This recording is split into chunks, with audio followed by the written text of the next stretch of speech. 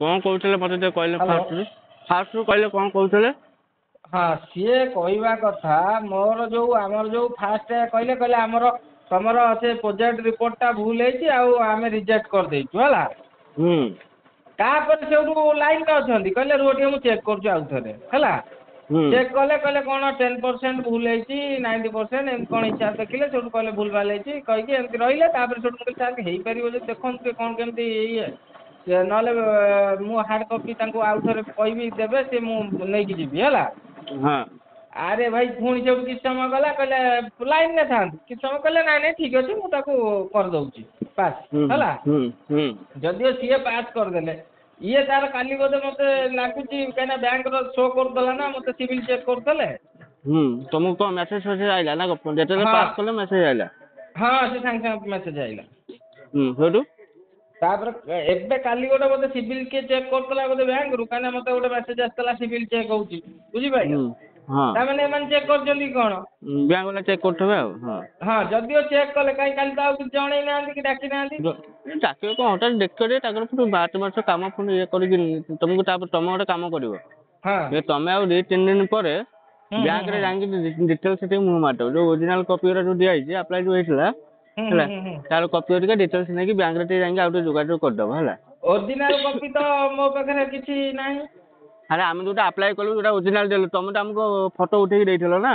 ହଁ ହଁ ହଁ ହଁ ହଁ ସବୁ ଜିନିଷର ଅରିଜିନାଲ ଟା ତମେ ନେଇକିନି ଅରିଜିନାଲ କପି ତା ସହିତ ଜେରକ୍ସ ବାହାର କରିଦବ ଆଧାର କାର୍ଡ ଆଉ କଣ ଅରିଜିନାଲ ଦବ କି? ଆଜ୍ଞା ସେଇଗୁରା ସବୁ ଫଟୋ ଉଠେଇକିନି ତାଙ୍କୁ ନେଇକି ଆଉ ଟିକେ ହାର୍ଡ କପି ନେଇକି ଦେଇଦବ। ଆମେ ହଁ ଯୋଉଟା ଆପ୍ଲାଏ କରିଥିଲୁ ସେ ଯୋଉ ଫର୍ମଟା ସେଇଟା ବାହାର କରିଦବ। ହଁ ହଁ ଆଉ ହଁ ସବୁ ଡିଟେଲସ ହଁ ନେଇକି କେତେ ଦିନ ଭିତରେ ଆପ୍ଲାଏ ହେଇଥିଲା କେତେ ଦିନ ହେଲାଣି? କେତେ ଦିନ ହେଇଥିଲା? 13 ଇଏ ହେଲା ଧର କାଲି ଧର 13ରୁ 8 ଆଜି ହେଲା 13 ତାରିଖ ଆପ୍ଲାଏ ହେଇଥିଲା 13 ଇଏ ଧର 8 21 28 16 ଦିନ ଇଏ ହେଲା ହଁ ମାସେ ପାଖାପାଖି ହେଇଯିବ 16 ଦିନ ଇଏ 10-12 ଦିନ ମାସେ ହେଲାଣି ଆଉ। ଭିତରେ ହୁଁ ମାସେ ଭିତରେ ଧର ହୁଁ ବ୍ୟାଙ୍କ ପଳେଇଲା ବ୍ୟାଙ୍କ କଣ ହେଲା ତମେ ଟିକେ ହଁ ମତେ ପଛରେ ଫୋନ କଲ ନା ଆଉ ତମେ ଯଦି ଆଗୁଆ ଟିକେ ଫୋନ କରିଥାନ୍ତ ତମେ ମତେ ଆପ୍ଲାଏ କରିବାରେ ମତେ 10-12 ଦିନ ପରେ ଫୋନ କରିଥିଲ।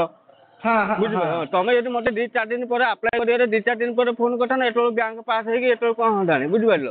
ହଁ ତମେ ହଁ ହଁ ମତେ ଯେବେ ଫୋନ କଲ ଯାଇକି 10-12 ଦିନ ପରେ ମତେ ଫୋନ କରୁଛ ମୁଁ କହିଲି ଆଉ ତମକୁ ଦିଆହେଇଯିବ ନାଇଁ ଟିକେ ନାଇଁ ଫୋନ ବ୍ୟାଙ୍କ କର। ବା କହିଲା ଆମକୁ କିଛି ଇନକ୍ୱାରି ନାହିଁ ବୋଲି। ନାଇଁ ବା ତମେ ଡାଇରେକ୍ଟ ବ୍ୟାଙ୍କ ଆଗେ ଡିଆଇସି ଅଫିସରୁ ପାସ୍ ହେଇନି ତମେ ଯାଇକି ଡାଇରେକ୍ଟ ବ୍ୟାଙ୍କକୁ ଯାଇକି ଗଲଣି। ଆଉ ସେ ତାଙ୍କ ଓହୋ କତିକି ଆସିଲେ ସିନା ସେ ଯାହା କହିଥାନ୍ତେ ଦେଖୁନ ତମ ସେ ପାସ୍ କରିଦେଲେ ତମ ମୋବାଇଲ କି ମେସେଜ ଆସିଲା। ହଁ ତାପରେ ହଁ ବ୍ୟାଙ୍କ ବାଲା ବି ଇନକ୍ୱାରି କଲେ ସାଙ୍ଗେ ସାଙ୍ଗେ ଗୋଟାଏ ଦିନ ଭିତରେ କାଲି ପଠୁ ପଠୁ ବ୍ୟାଙ୍କ ବାଲା ଇନକ୍ୱାରି କଲେ। ହୁଁ ବୁଝିପାରିଲ ହୁଁ ତମେ ଆଉ ଟିକେ ଦିନେ 2 ଦିନ ପରେ ହଁ ମଙ୍ଗଳବାର ଆଡ଼କୁ ତମେ ହଁ ଆଉ ଟିକେ ବ୍ୟାଙ୍କରେ ଯାଇକି ଆଉ ଟିକେ କଣ୍ଟାକ୍ଟ କରିଦବ ହେଲା। ହଁ ତାପରେ କଣ ହେଲା କଣ ନାହିଁ ମତେ କହିବେ ଯଦି ପ୍ରୋଟେକ୍ସନ ମାଗନ୍ତି ମତେ ତମେ କହିବ ମୁଁ ପ୍ରୋଟେକ୍ସନଟା ତାପରେ ପଠେଇବି ଆଉ ଏ ମେସିନ୍ ହଉ ଉପରେ ଆଉ ହଉ ହେଲା। ହଉ ଠିକ ଅଛି ହେଲା ଆଉ କଣ କୋଟେସନ ଡାଉଟ୍ ଟା ଅଛି? ସିଏ ମାଗିବେ ଯେତେବେଳେ ମୁଁ ଆପଣଙ୍କୁ ଜଣେଇବି। ହଁ ମତେ ଜଣେଇବ ଆଉ ମୁଁ ତ ସବୁ ହଉ ମେସିନ୍ ହଉ ଉପରେ ତାପରେ ମୁଁ ଦେବି ଆଉ ସେ ଇଏରେ ଆଉ ହେଲା। ହଉ ହଉ ଆଚ୍ଛା ରହିଲି ହଉ ଆଜ୍ଞା ତାହେଲେ କୋଉ ଡିଷ୍ଟ୍ରିକ୍ଟ ତମର ଥିଲା କୋଉ ଜିଲ୍ଲା? ଆମର ଏଇଟା କଟକରେ ଯାଉଛି ନା। ଆଚ୍ଛା ଆଚ୍ଛା ହଉ ହଉ ହଉ ରହିଲି ଆଁ। ଆଜ୍ଞା